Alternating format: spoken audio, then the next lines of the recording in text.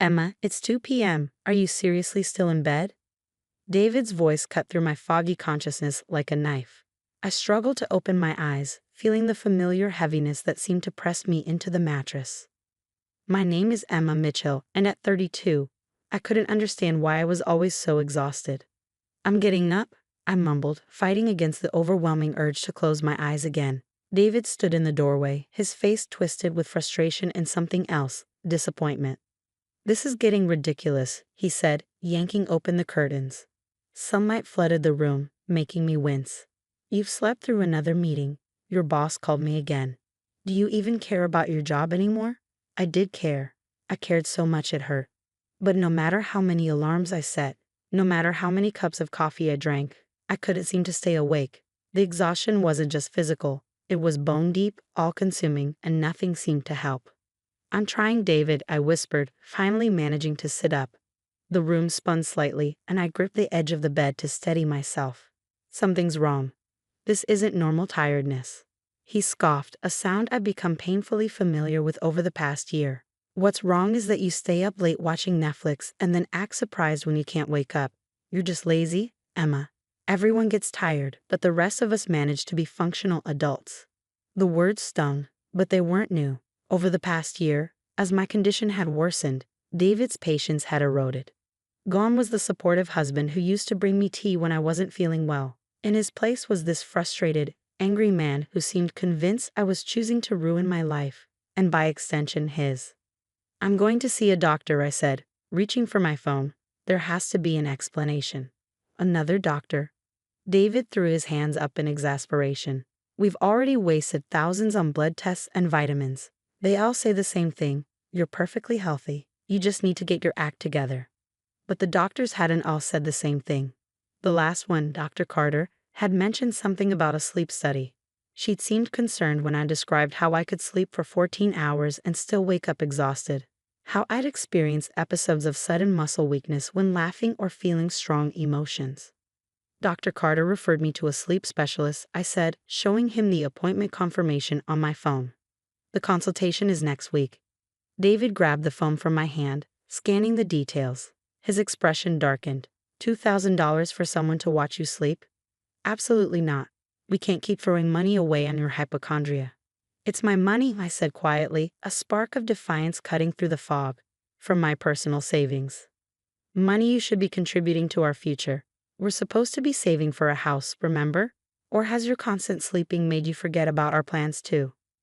The argument that followed was familiar. My laziness was ruining our marriage. I was becoming a burden. His friends' wives managed to work full-time jobs without needing naps like a toddler. By the time he left for work, slamming the door behind him, I was fighting back tears. I dragged myself to the shower, trying to wash away the hurt along with the sleep. As I dressed, I caught sight of myself in the mirror, dark circles under my eyes. Despite having just slept for over 12 hours, I hardly recognized myself anymore. That afternoon, I received a call from my boss. It was the third meeting I'd missed this month, and her patience was wearing thin. "Emma, I've tried to be understanding, but this can't continue. Either you get this sorted out, or we'll have to discuss your position with the company." I hung up and finally let the tears fall. Everything I'd worked for was slipping away. My career, my marriage, my dignity. David's words echoed in my head. Lazy, dramatic, hypochondriac. But as I sat there, fighting to keep my eyes open despite having just woken up, I knew in my heart that something was seriously wrong. With trembling fingers, I confirmed the sleep study appointment. David might never forgive me for spending the money, but I couldn't keep living like this. I needed answers, even if they weren't the ones my husband wanted to hear. What I didn't know then was that the sleep study would reveal something that would shake our lives to the core and make David regret every cruel word he'd ever said to me about being lazy. The sleep center looked more like a hotel than a medical facility. As I checked in for my overnight study, David's last words before I left rang in my ears. "Don't expect me to coddle you when this turns out to be another waste of money." Dr. Martinez, the sleep specialist, was different from the other doctors I'd seen. She didn't dismiss my symptoms or suggest I just needed a better bedtime routine. Instead, she listened intently as I described the crushing fatigue, the sudden muscle weakness when I laughed or felt strong emotions, and the vivid dreams that sometimes felt more real than reality. "These symptoms are concerning," she said, making detailed notes.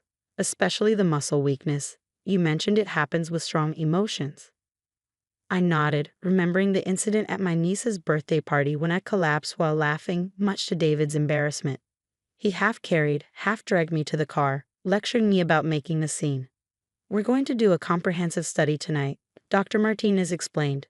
We'll monitor your brain waves, heart rate, breathing, and muscle movements. It might seem like a lot of equipment, but try to sleep as naturally as possible.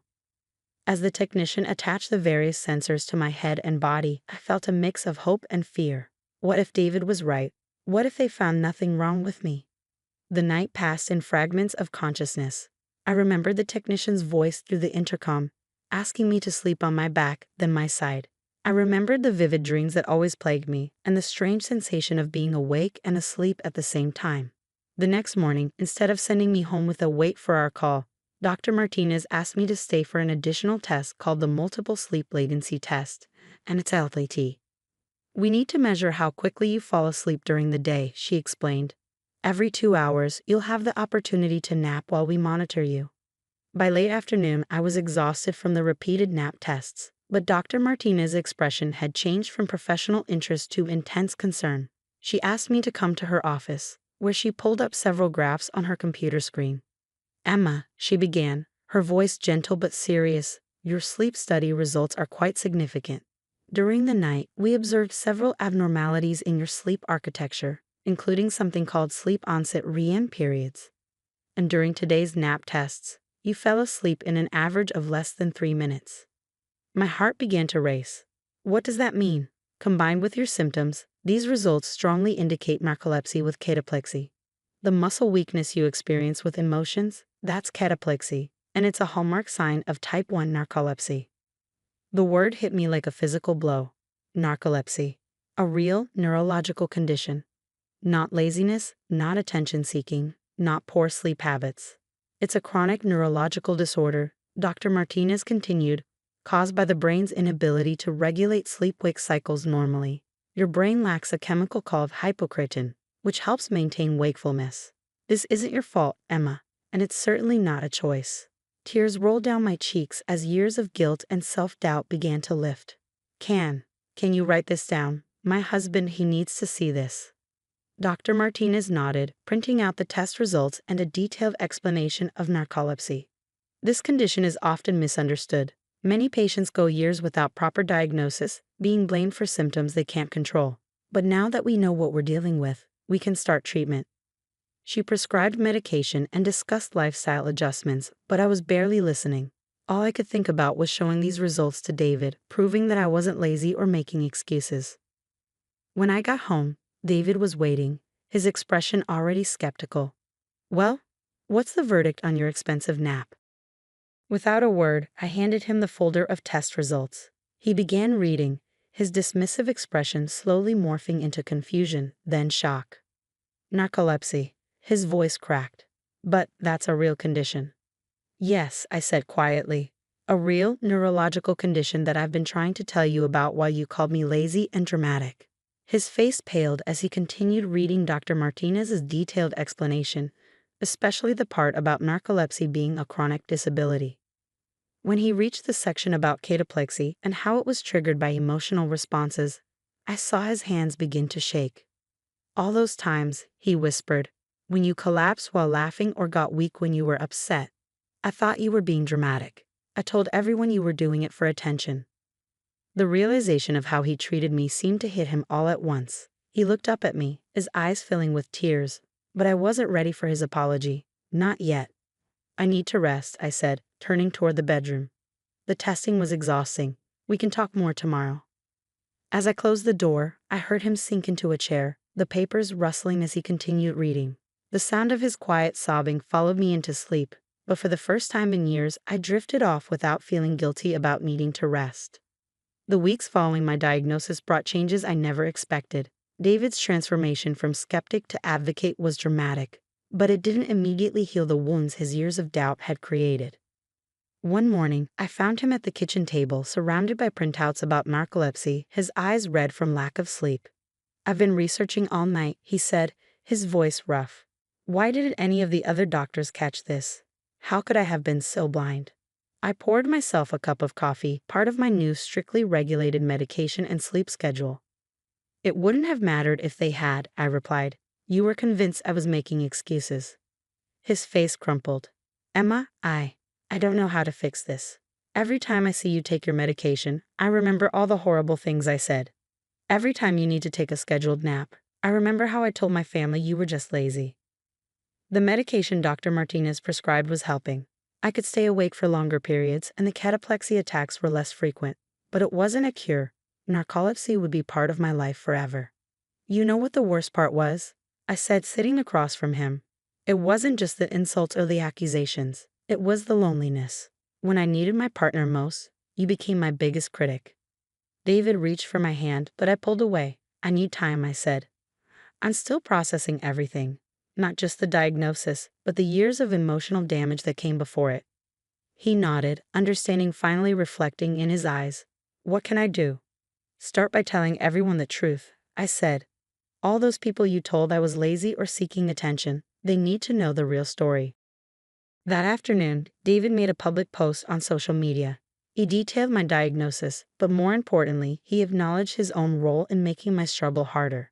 He apologized for spreading misconceptions about my symptoms and for dismissing a serious medical condition as character flaws. The responses were overwhelming. Other people with invisible illnesses shared their stories of being disbelieved. Some of our friends admitted they judged me based on David's complaints, offering heartfelt apologies. My boss, who'd been ready to fire me, became unexpectedly supportive after receiving documentation about my condition. She worked with HR to arrange accommodations, a flexible schedule, a small office with a reclining chair for scheduled naps, and understanding when I needed to work from home. But the most surprising change came from David's family. His mother, who had often echoed his criticisms about my laziness, showed up at our door in tears. I failed you as a mother-in-law, she said, holding a large binder.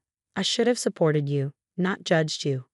The binder contained research on narcolepsy, local support groups, and even recipes designed to help maintain energy levels throughout the day. As months passed, I learned to navigate life with my diagnosis. The medication helped, but I still had bad days.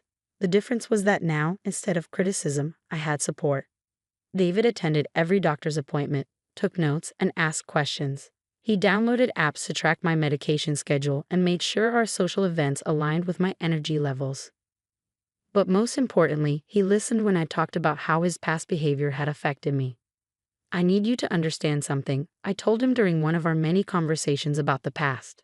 Your apology is accepted, but trust takes time to rebuild. For years, you made me doubt myself, made me feel worthless because of something I couldn't control. He nodded, tears in his eyes. I know, and I'll spend the rest of our lives making it up to you. 1 year after my diagnosis, I started a support group for people with narcolepsy and their families. During our first meeting, I shared my story, including the painful years before diagnosis. David sat in the back of the room, listening as I described the impact of having my symptoms dismissed by the person who was supposed to love me most. After the meeting, a young woman approached us, her husband hovering nervously behind her. Your story, she said, wiping tears from her eyes, it's exactly what we're going through. I've been telling him something's wrong, but David stepped forward. Let me talk to your husband, he said. I know exactly what he's thinking, and I know exactly how wrong he is. Watching him share our story, not just my diagnosis, but his own journey from skeptic to supporter, I felt a complex mix of emotions. The hurt hadn't completely healed, but something new was growing in its place. Purpose. My narcolepsy wasn't just a medical condition anymore. It had become a powerful lesson about trust, validation, and the danger of dismissing someone's struggles. David had learned this lesson the hard way, but his tears during that first diagnosis had marked the beginning of real change. As I watched him earnestly educating others about the condition he'd once dismissed, I realized that sometimes the hardest lessons create the strongest advocates. We couldn't change our past, but we could help others avoid the same painful journey.